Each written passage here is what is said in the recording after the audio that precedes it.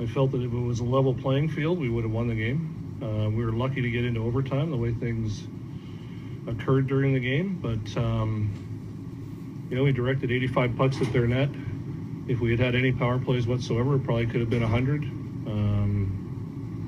We've had the best team during the regular season. That was the best game they played last night during the whole year. And so for us to come away with a loss is shocking to me, but that's what happens. I'm very confident if we play the same way tomorrow evening and it's a level playing field that we'll win the game. Can you expand on level playing field, Mike? You think? Yeah, actually, you know me, I'm pretty factual, Ben. Just let me read this for a second. You guys move back for 1 minute. In the series to date, Chicago's had 59% more power plays than us. In the series to date. Okay? First 2 games of the series, pretty well even, 5-4. Last 4 games of the series, Chicago's received 69% more power plays. Last 4 games of the series, when the series is close, 1 or 2 goals, Chicago's received 100% more power plays than we have, plus a penalty shot. I'm not sure how you explain that discrepancy, but we're going to be very hard-pressed to win hockey games if throughout an entire series, when the score is tight, they get 75% more power plays than we do. And that's just the reality. That's the facts that we're facing. You look at the game last night, you guys all watched it. You don't need me to comment about what occurred in that hockey game. But when you break down the video, there are some extraordinary plays to explain, given what's gone on. And, we can go through it all individually, but I'm sure that you've all seen it. I don't know what else to say. Let's start with the hit on Schneider. Or I should say the hit on the X behind the net. It's similar but not similar. The Torres hit was determined to be an interference call. Their team called for him to be suspended for multiple games. All kinds of people called for him to be suspended for multiple games. In my opinion, that hit last night was clearly a charging play. His head was targeted. The full whiplash effect from that hit, so the only contact was with his head initially. Minimum charging penalty in that particular play, but they saw it the way they saw it. We know what we'd like to see, but what do you expect to see tomorrow then when it comes to whoever's in charge of the game? Well, I think when a guy who's 6'8", who's a goon, who has basically one thing on his resume, which is to punch people in the face, gets to punch people in the face, we expect that to be called.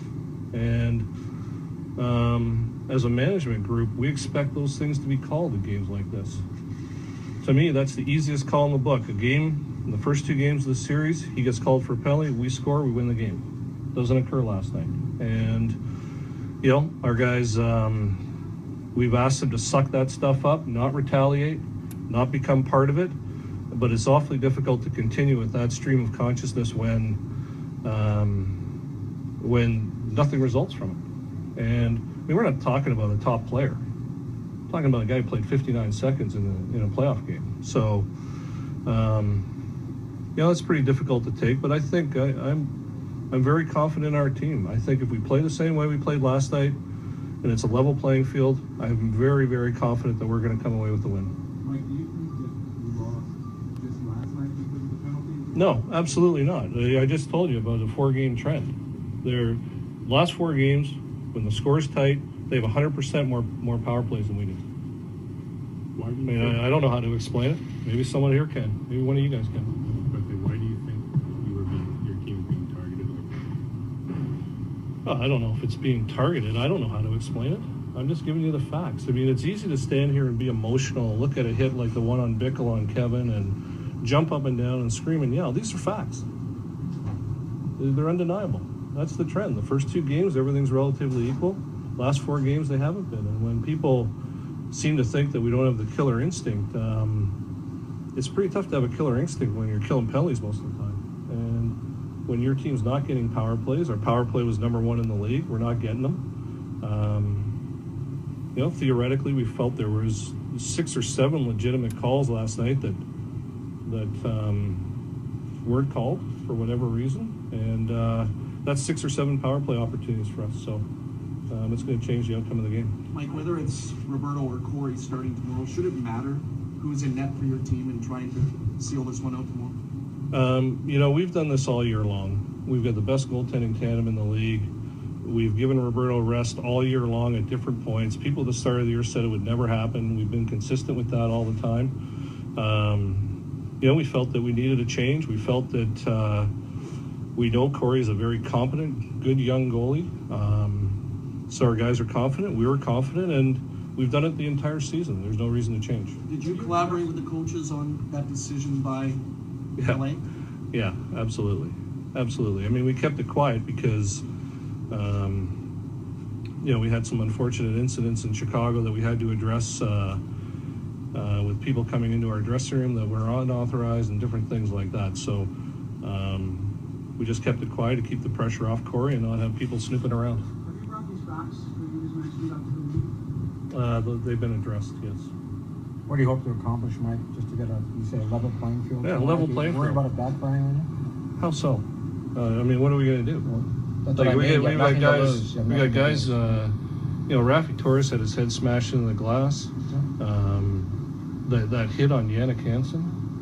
The Twins getting slashed and high stick, puck going over the glass. What do we have to lose? We're not getting those calls.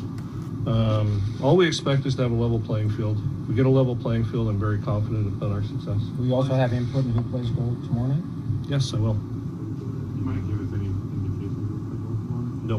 Mike, what did you mean by unauthorized people coming into That will be addressed at a different time. But we've had people that didn't have the proper credentials come into our dressing room, and we addressed it. Mike, what would you say to those who say this is sour grapes? The team just hasn't played well. Well, last night we played the best. We were the best team overall in the league. That last night was our best game this year. Best hockey game this team has played was last night, and we're not successful. We're lucky to get into overtime. You can say it's sour grapes all you want, but it's the fact. I'm just giving you facts. Let's say it's sour grapes. This is reality, and reality is tough to deal with sometimes. But if we feel like we don't have a level playing field based on the facts, that's what it is.